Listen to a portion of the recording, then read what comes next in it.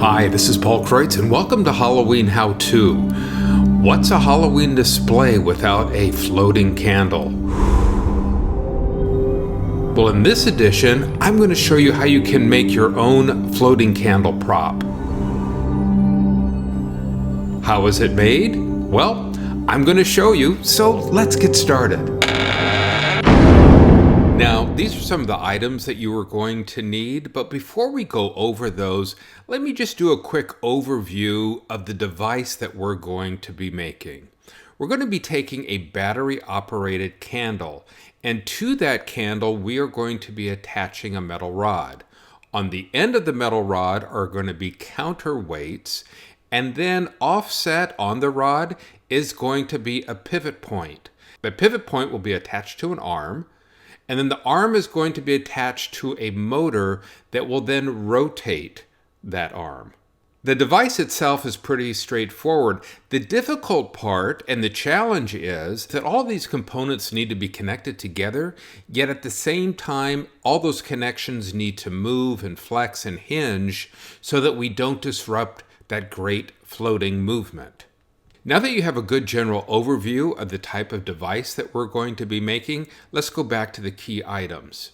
The first item that you are going to need is a battery-operated candle, and there's a few different products out there. This particular product is the most expensive, but it also is the most realistic with its flame that moves. It also has the candle holder that is attached to it. It's all part of the same unit, and that is where the batteries are located. These are less expensive, they still look great, but the flame doesn't move. Plus, the batteries are housed inside the candle itself, so you will need a candle holder. Choose something that is lightweight. This is resin as opposed to metal, and it stands about 6 inches tall. You will need a metal rod, and this is a zinc-plated metal rod that can be found at home improvement centers, and this is 3/16 of an inch in diameter, and they come 36 inches long. You will need a geared electric motor. This one rotates at about 5 RPMs, revolutions per minute. And this I bought online from Fright Props, and if you look in the description below, there is some more information listed about it. You will need some wood beads, and these are 16 millimeter in diameter or 0.63 inch, so slightly larger than a 1/2 inch. You will need some lead weights. These are fishing sinkers, and each one of these is 10 ounces each. Some plastic zip ties. These are about 12 inches long, and I chose a color that matched the candles. Wire from a coat hanger. This is a little bit more of a heavy-duty coat hanger.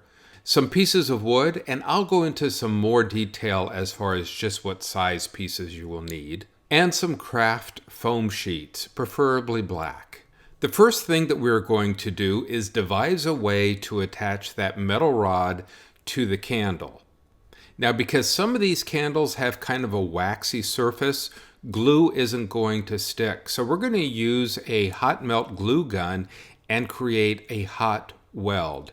But before we do that, we want to really look at the candle and make sure that we know exactly where the back of the candle is, because that is where we're going to hot weld that zip tie to the back of the candle. Now we are going to use the zip tie to make a mini hinge. Now, in order to do that, we don't need either end, so we're going to go ahead and clip both ends off of that zip tie, and then we want to fold it in half. And we want to make sure that we don't crease it. We just want a gentle bend in it because we don't want to crack the plastic. We want to keep that joint where it is bent intact. So when you're done, you should have a bend in that zip tie that's about 90 degrees. The next thing we want to do is from that bend, we want to measure one side to be 3/4 of an inch, and then the other side to be 3 inches. And then we're going to take our little snips and cut where we have marked. So we want to make a mark on the back of the candle, measuring from the top down at 2 inches and 5 inches. And then we also want to make a mark along the back of that candle. Secure the candle onto your work table using some painter's tape so it doesn't roll, and then put some hot glue right along that mark that you've made, and that's where you're going to put the long end of the zip tie and use a craft stick to push it into place, like this.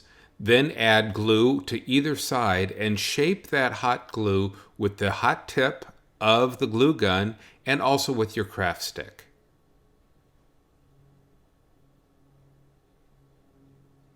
When you're done, your hot weld should look like this, and you can even paint over it using a matching paint.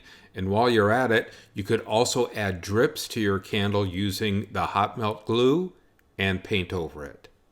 Now for the base that the motor is going to sit on, you need a piece of wood. Now this is 12 inches long by 5.5 inches wide, and it's 5/8 of an inch thick. I want to go any thinner than that, and you can go up to 1.5 inches thick.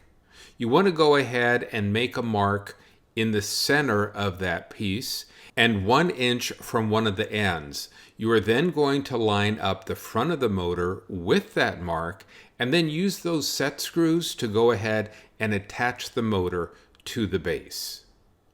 Now we are ready to create the rotating arm, and I'm just using a piece of furring strip, which is typically about 1.5 inches wide by 3/4 of an inch thick, and you only need 3 inches. So we're going to make a mark right in the center of that 3 inches, and then we're going to make another mark from that center over 1 inch. Now at the center mark, we're going to drill a hole the same diameter as the rotating shaft on that motor, and the other mark is where we are going to drill a hole the same diameter as the clothes hanger wire. Now there's a third hole we need to drill, also the same diameter as the clothes hanger wire, and that needs to correspond with the hole in the rotating shaft. And with this, we're going to create a set pin. So you need about a 3-inch piece of that wire, and you need to bend it like this. So once that is placed onto the shaft, you can then put that pin through that hole and it will lock it in place until you want to remove it. And then you can also remove the rotating arm. Now the pivot point is partially going to be created by using a 4-inch piece of that clothes hanger wire, and you want to make sure that the end that sticks up is nice and flat. Now if you cut it with the snips, it will leave this little point on it.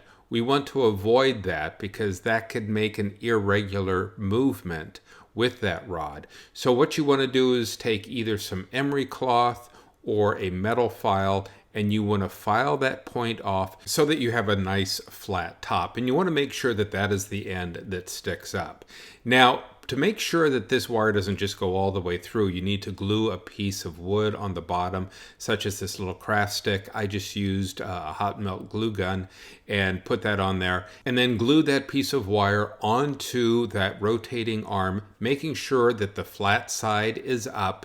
And you also want to make sure that it is nice and secure. We don't want that to wiggle at all. We also want to make sure that you have a good 90-degree angle from the wire to that rotating arm. And now to the metal rod. We need 24 inches, so use a hacksaw and cut that piece of rod down to 24 inches. Next, one of those wooden beads needs to slide over that rod, so we want to re-drill the hole in that bead to exactly the same diameter as the rod. Use pliers to hold the bead while you are drilling. Now one more hole needs to be drilled into that bead, and this hole needs to be slightly larger than the coat hanger wire. Drill this hole perpendicular to the direction of the other hole and right in the center of the bead. When you're done, it should look like this, and that wire should be able to move freely in that hole. Once done, thread the bead onto the rod. Now it should be snug.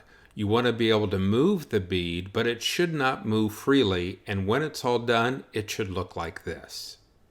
Now we are ready to attach the candle onto that metal rod, and what we want to use is about a 1/2 inch strip of utility tape that I've cut from a super tape, And I want to place that on top of that zip tie, that little tab that we have left over, like that. Then what you want to do is place that zip tie tab on top of the metal rod. And we want to hold the rod about 1/8 of an inch away from the candle because we want that to move freely. Go ahead and very carefully wrap that tape around the rod. We want a nice tight fit, and go about 1.5 to 2 times around the rod. We don't want something really bulky, so once you've done that, go ahead and cut off the excess. So when you're done, it should look like this. And even though the rod and the candle are connected, they are still able to move freely because of that hinge that was created. On the opposite end of the rod, we are going to place those weights, those fishing sinkers, and those will simply slide onto the rod, and then some tape wrapped around the very end of the rod will keep them in place. Next, carefully place that armature onto the motor component. And you want to carefully, by holding the bead, slide that rod one way and the next until you find the perfect balance point. When you do, you want the candle slightly higher than the weights, so your rod should have a slight angle to it and should look like this. Then lock that bead, your pivot point, in place by wrapping a small piece of tape around the rod on either side of that bead. Now to confine the movement, you will need a 12-inch by 18-inch foam craft sheet and cut that into half lengthwise. So it's going to be 6 inches by 18 inches. And then on both ends, you want to glue or use glue dots. And then on the base of the apparatus, the weighted end, attach it like this, creating a tube. Now those weights are going to live inside that tube. It's going to confine the movement, but that foam tube is going to move and flex, so you will still have that floating movement. Well, here is the finished mechanism for the floating candle, and all that's left to do is to carefully mask off that candle and then spray paint everything else with the flat black spray paint. Then add to it some careful lighting and prop placement, and you're going to have some pretty convincing floating candles.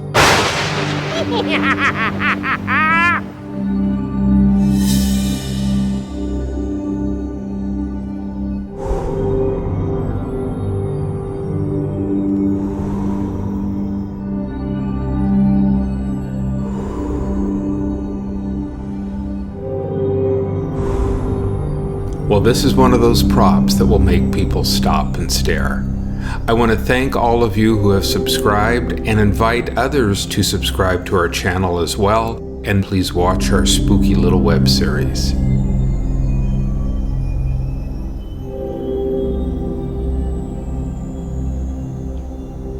Thanks for watching, and please have a fun and spooky Halloween.